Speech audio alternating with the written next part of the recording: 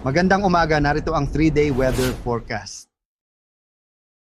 Narito naman ating inaasang magiging lagay ng panahon sa mga susunod na araw.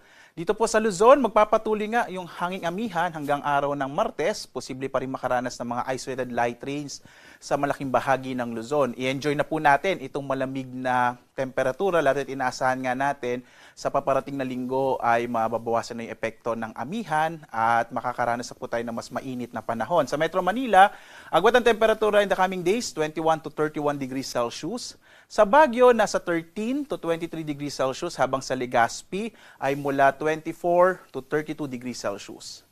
Sa Kabisayaan naman, inaasa natin pagdating ng araw ng Martes ay mababawasan na or ang makakaapekto na po ay ang mga localized thunderstorms.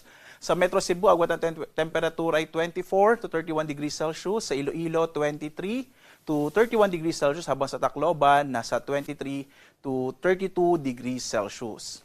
Dito naman sa Mindanao, generally, inaasa natin fair weather sa malaking bahagi ng Mindanao sa mga susunod na araw. Mga pagkidlat, pagkulog naman ang mararanasan, lalo na sa dakong hapon hanggang sa gabi, pero hindi naman ito malalakas at hindi rin ito magtatagal. Agwat ang temperatura sa Metro Davao, nasa 24 to 33 degrees Celsius. Sa Cagayan de Oro, nasa 24 to 31 degrees Celsius, habang sa Zamboanga City, nasa 24 to 34 degrees Celsius.